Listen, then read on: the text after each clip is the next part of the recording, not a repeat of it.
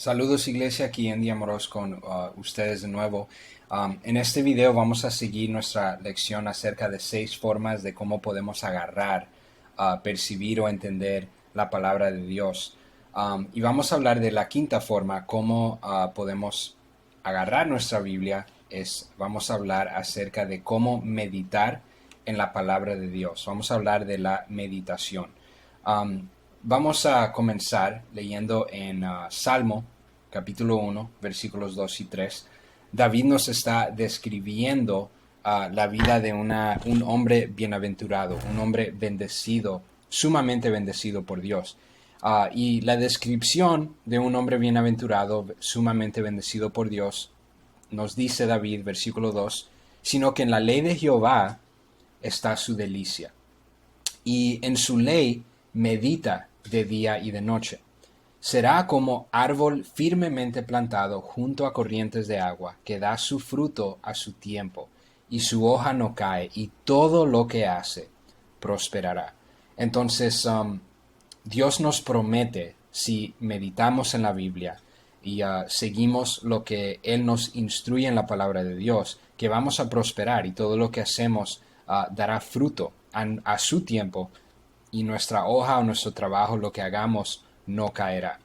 Ahora, cuando hablamos de meditar, ¿qué significa exactamente meditar? Vamos a definir esto. Meditar es cuando enfocamos o un pensamiento, cuando pensamos acerca de un verso de la Biblia para descubrir cómo puede aplicarse su verdad a nuestra vida. Entonces, la meditación es pasar tiempo en pensamiento, pensando acerca de una verdad, acerca de un pasaje de escritura, enfocándonos. Para meditar en la palabra de Dios necesitamos eliminar distracciones en nuestra vida para poder enfocarnos en ese pasaje de escritura y ver qué es la verdad que Dios nos está tratando de dar, de decir, qué es el Espíritu Santo está tratando de hacer en nuestro corazón, cómo Él nos está tratando de hablar. Y parte de la meditación tiene que ver con lo que hablamos en una de las últimas lecciones de cómo estudiar la Biblia, hacer varias preguntas para ver y interpretar ese pasaje de escritura correctamente. Pero vamos a hablar más del corazón, nuestros pensamientos y nuestra mente. Próximo, ¿por qué meditar es importante en la escritura? ¿Por qué meditar en la escritura? ¿Por qué debemos de hacer esto? Número 1, porque es la clave para llegar a parecerse a Cristo. ¿Qué quiero decir con eso? En Proverbios, el capítulo 4, versículo 23, Salomón nos dice y nos da sabiduría hablando de que, versículo 23, sobre toda cosa guardada, guarda tu corazón, porque de él mana la vida. Cuando hablamos de nuestro cuerpo físico, el corazón es el músculo más importante de nuestro cuerpo, porque el corazón es lo que aplica presión y ayuda a que la sangre fluya por nuestro cuerpo. Sin ese músculo no podemos funcionar y sobrevivir. Es el asiento del fluido de sangre por nuestro cuerpo. Nuestra mente, de la misma manera, es un órgano, nuestro cerebro es un órgano que sin él no podemos funcionar tampoco, porque nuestra mente dirige nuestros pensamientos, nuestros movimientos en nuestro cuerpo físico, ¿verdad? De la misma manera, nuestro corazón, espiritualmente hablando de nuestros pensamientos, cuando Salomón se dirige y nos da la instrucción de guardar nuestro corazón, él quiere decir que nosotros debemos de defender y guardar cuidadosamente el asiento de nuestras emociones y nuestros pensamientos, porque de él mana la vida. Debemos de defender y cuidadosamente guardar nuestro corazón. Pablo nos dice en Romanos capítulo 12, versículo 2, no os conforméis a este siglo. Vivimos en una cultura moderna, una sociedad moderna al día de hoy. No estoy diciendo que todo en nuestra cultura y todo en nuestro siglo moderno es pecaminoso, pero hay muchas ideas enseñanzas, ideologías en nuestro mundo moderno que no son de acuerdo a la Biblia, no son de acuerdo a lo que debe de hacer un cristiano en nuestra vida personal, especialmente como seguidores y discípulos de Cristo. Entonces Pablo dice, sino transformaos por medio de la renovación de vuestro entendimiento, nuestra mente, nuestro corazón, el asiento de nuestros pensamientos y emociones. Necesitamos renovar nuestro entendimiento para que comprobéis cuál sea la buena voluntad de Dios, agradable y perfecta. Necesitamos meditar, pasar tiempo pensando en la verdad de la palabra de Dios para poder renovar nuestro entendimiento, nuestro modo de pensar, para parecernos a propósito a Cristo. No podemos ser cristianos verdaderos si vivimos en este siglo y seguimos las enseñanzas, todas las enseñanzas de nuestra cultura y nuestra sociedad, porque hay muchas cosas que crecemos practicando, haciendo en nuestra vida, que no son de acuerdo a las enseñanzas y el parecer de Cristo. Recuerde que un cristiano maduro, la madurez espiritual es cuando un creyente a propósito sigue a Cristo y nosotros seguimos las enseñanzas de Cristo y somos aprendices de Cristo, y lo que vivimos, nuestra vida debe de reflexionar a Cristo.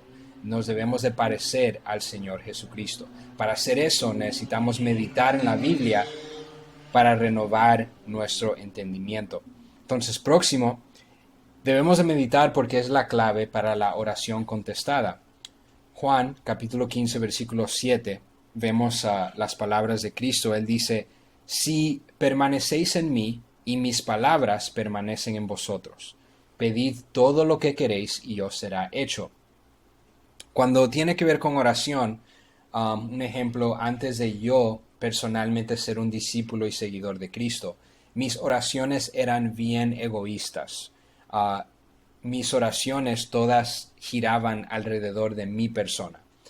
Yo oraba, Dios dame más dinero, Dios bendíceme a mí, Dios sáname a mí. Todo se trataba acerca de mí. Pero cuando empecé a seguir a Cristo, a leer la Biblia, a meditar en la palabra de Dios y seguir las enseñanzas de Cristo, mi entendimiento se empezó a renovar, y ahora un cristiano maduro debe de orar no por mí mismo, pero por otras personas. Nuestra oración debe de tratarse de la vida de otras personas, porque Cristo nos dice que debemos de amar a nuestro prójimo más tal como nos amamos a nosotros mismos. Entonces debemos de meditar porque es la clave para tener una vida de oración exitosa, para la oración contestada. Cuando renovamos nuestro entendimiento con la palabra de Dios, nuestras peticiones de oración empiezan a cambiar, y nuestra perspectiva de oración empieza a cambiar. Número 3, porque es la clave para una vida de éxito, una vida exitosa. Ya vimos una promesa en Salmo capítulo 1, cuando un hombre que es bienaventurado medita en la ley, en las palabras de Dios, de día y de noche, es su delicia, y todo lo que hace prosperará, dice Salmo 1. También en Josué capítulo 1 versículo 8, Josué dice, nunca se apartará de tu boca este libro de la ley, sino que de día y de noche meditarás en él, para que guardes y hagas conforme a todo lo que en él está escrito. Entonces, cuando meditamos en la Biblia, debemos de poner en práctica todas las cosas que están escritas en la Biblia. Y después vemos esta promesa. Dice, porque entonces harás prosperar tu camino y todo te saldrá bien. Cuando basamos nuestras decisiones de acuerdo a lo que Dios nos dice y nos instruye en su palabra, todo saldrá bien, vamos a prosperar. Es una promesa para tener una vida exitosa. Próximo, 5 sugerencias de meditar en la Escritura. Entonces, algunas sugerencias prácticas para usted hacer cuando está leyendo su Biblia. Vamos a hablar de estas 5 cosas, 5 sugerencias prácticas. Número 1, visualice. Cuando usted está leyendo un pasaje de Escritura en la Biblia, visualice lo que usted está leyendo, lo que está pasando en ese pasaje. Y número 2, pronuncie o tal vez lea la Biblia a voz alta. So, estas dos cosas, por ejemplo, el día de ayer yo estaba leyendo en Juan capítulo 17. Estaba leyendo la Biblia en la tarde, por mi horario el día de ayer, era un poco diferente. Entonces, cuando estaba leyendo, estaba en mi sala y normalmente cuando leo en la mañana estoy solo porque me levanto la mayoría del tiempo más temprano que mi esposa. Pero como estaba leyendo la Biblia en la tarde, mi esposa estaba en la cocina, creo que estaba cocinando, yo estaba ahí sentado en la sala y estaba leyendo mi Biblia, pero se me hacía un poco difícil enfocarme porque ya era el medio del día, tuve unas reuniones en la mañana, ya estaba haciendo otras cosas, entonces estaba teniendo un poco un tiempo difícil para enfocarme, para meditar en lo que yo estoy leyendo. Entonces empecé a leer la Biblia a voz alta, porque no sé si esto lo ayudaría a usted, pero inténtelo en casa cuando usted esté leyendo la Biblia. Lea la Biblia a voz alta, pronuncie las palabras, porque muchas veces al hacer eso lo ayuda a usted a enfocarse más y también visualizar lo que usted está leyendo.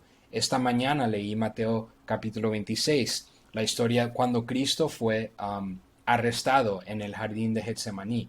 Y cuando él fue arrestado, yo empecé a leer eso y empecé a visualizar un jardín, a los soldados romanos vinieron siguiendo a Judas. Judas le dio un beso a Cristo y con un beso lo traicionó y Cristo como quiera lo llamó un amigo. Empecé a visualizar esa escena que estaba leyendo. Entonces visualice lo que usted está leyendo, lo ayudará a usted a meditar y enfocarse. Número 3, ore. Pídale a Dios que lo ayude a usted a enfocarse y pídale al Espíritu Santo que le hable y que le haga sobresalir las cosas que Él quiere que usted note en ese pasaje de Escritura. Entonces, ore. Número 4, personalice lo que usted está leyendo. Esta mañana, cuando estaba leyendo Mateo 26, esta historia, algo que el Espíritu Santo me dio una cachetada el día de hoy. Le voy a confesar. Y algo que noté fue que Judas, cuando se acercó a Cristo, Cristo se dirigió a Judas en Mateo 26, no como un enemigo, pero lo llamó un amigo. Literalmente llamó a Judas amigo.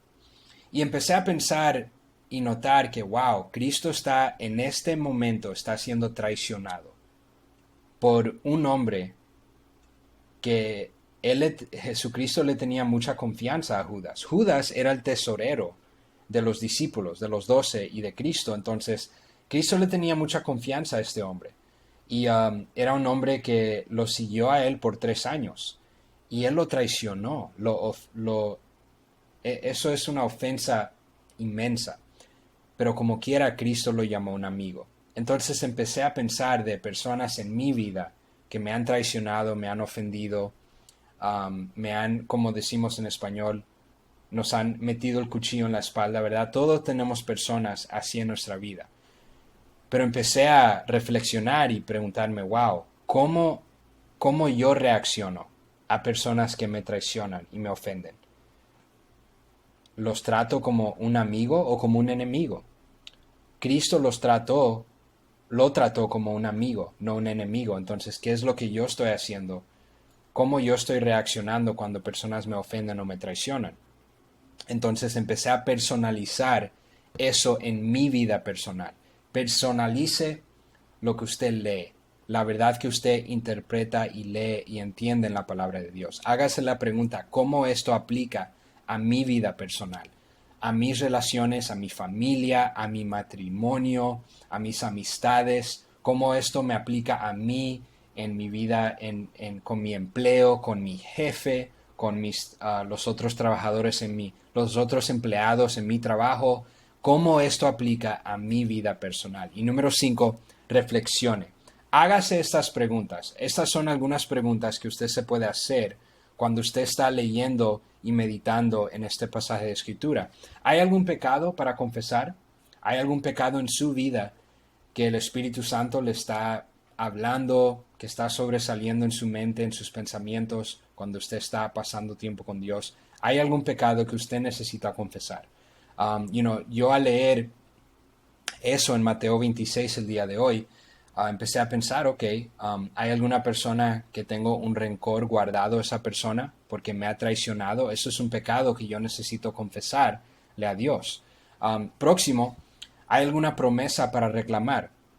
En Josué capítulo 1, Salmos el capítulo 1, Dios nos promete que si seguimos todo lo que dice la Biblia, vamos a vivir una vida próspera. Ahora, necesitamos definir lo que es la prosperidad de acuerdo a la palabra de Dios. Recuerde que Pablo nos dice que necesitamos renovar nuestro entendimiento, porque la prosperidad espiritual, mente hablando, y la prosperidad de acuerdo a Dios no es la prosperidad de acuerdo al mundo.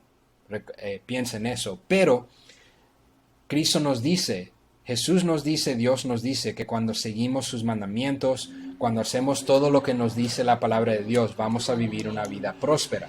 Eso es una promesa que yo puedo reclamar en mi vida personal.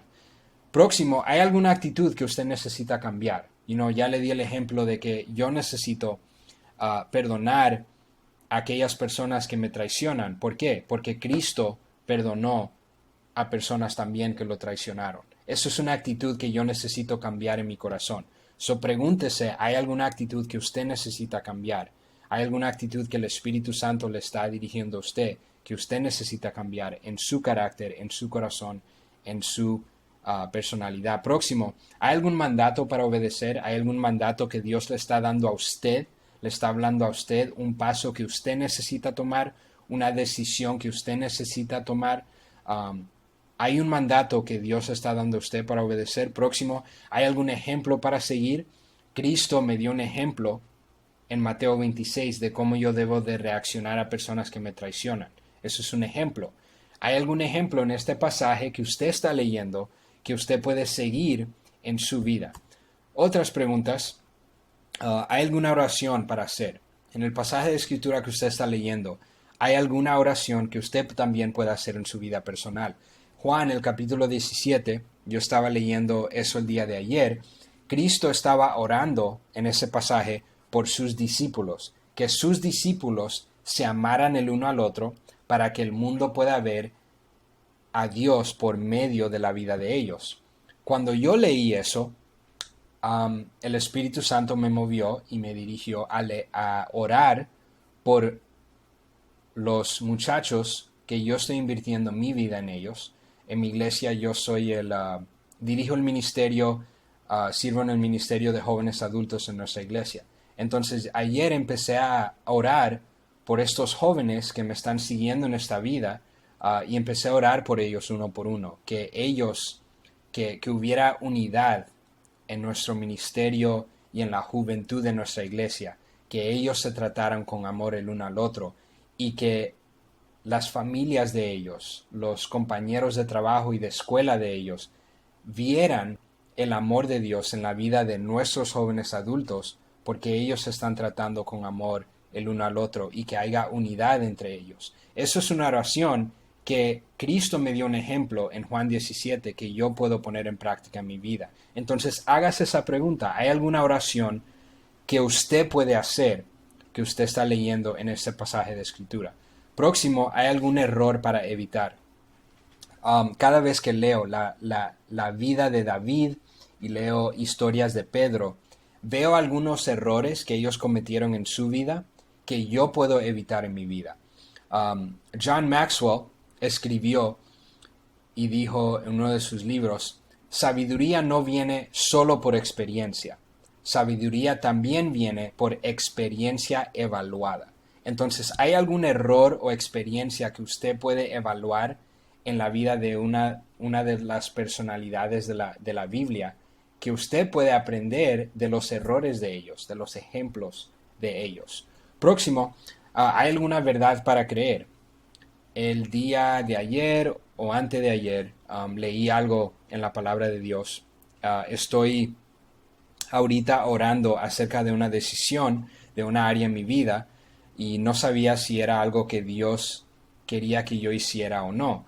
Entonces, al leer la Biblia, Dios me dio una verdad personal a mí, para yo creer en la palabra de Él, en lo que las escrituras dicen para tomar este paso de fe en mi vida. Entonces, ¿hay alguna verdad que Dios le está dando a usted que usted necesita para hacer una decisión, para cambiar algo en su vida? ¿Hay alguna verdad que Dios le está dando a usted para usted creerlo a Él, para usted tomar ese paso de fe en su vida? Próximo, ¿hay algo para hacer o agradecerle a Dios o alabar a Dios? La alabanza es cuando nosotros le damos gracias a Dios por lo que Él ha hecho en nuestra vida. Y cuando nosotros leemos la Biblia debemos de reflexionar y preguntarnos, de lo que yo acabo de leer el día de hoy, ¿hay algo que me está dirigiendo a alabar a Dios? ¿Veo algo que yo debo de agradecerle a Dios en mi vida personal? Leyendo lo que yo leí hoy en Mateo 26. Cristo tenía 12 discípulos, pero fue uno que lo traicionó. Y Juan estuvo al pie de la cruz cuando Cristo murió en la cruz. Entonces, aunque lo dejaron todos, fue uno que sí se quedó. Entonces yo veo eso y empecé a darle gracias a Dios por las amistades que yo tengo en mi vida, que sí son fieles, que son buenas amistades, que son amistades que están ahí para aportarme, para animarme. Le di gracias a Dios por las amistades que Él me ha dado en mi vida, que no me han traicionado, ¿verdad? Entonces hay algo, usted debe de reflexionar y hacerse la pregunta, ¿hay algo por el cual usted puede agradecerle a Dios que tiene que ver con lo que usted está leyendo, se está enfocando en la Escritura? Entonces, es todo acerca de meditar en la palabra de Dios. Espero que esas sugerencias y preguntas lo ayuden a usted a meditar. Pero sobre todo, algo que he aprendido que lo puede ayudar a usted es haga tiempo para meditar.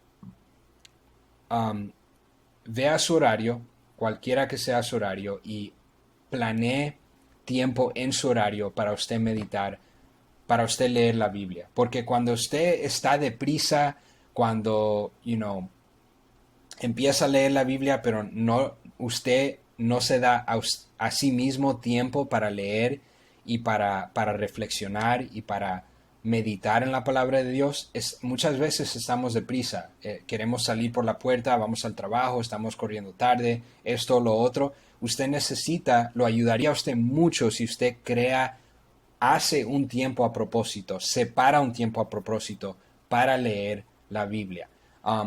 Personalmente, en mi vida, después de que me casé, aprendí que, para yo tener un tiempo a solas con Dios, necesito levantarme un poco más temprano para yo poder tener un tiempo a solas, porque ahora que estoy casado no vivo solo, ¿verdad? Y necesito darle atención a mi esposa. Entonces lo que hago es, siempre le pregunto a mi esposa a qué hora ella se va a levantar, para yo a propósito levantarme un poco más temprano, para yo poder leer la Biblia y estar a solas con Dios. Y lo que he encontrado es cuando yo hago eso, entonces le doy el cuarto a solas a mi esposa, y cuando ella se levanta, ella puede pasar a tiempo a solas con Dios, porque yo estoy en otra parte de la casa haciendo mis devocionales personales. Entonces, haga tiempo en su horario para Dios, porque esto de crecimiento espiritual no va a pasar si no separamos tiempo para Dios. Y Él es suficientemente importante para nosotros hacer tiempo para Él. Entonces, espero que esto lo ayude. Complete el cuestionario a continuación en el website. Y si usted tiene alguna pregunta, por favor déjeme saber a nuestro correo electrónico y a endhy@casadegracia.net. La próxima lección vamos a terminar este tema de 6 formas de agarrar la Biblia y vamos a hablar de la última forma y es cómo aplicar la Biblia a nuestra vida personal. Que pasen buen día, Dios los bendiga.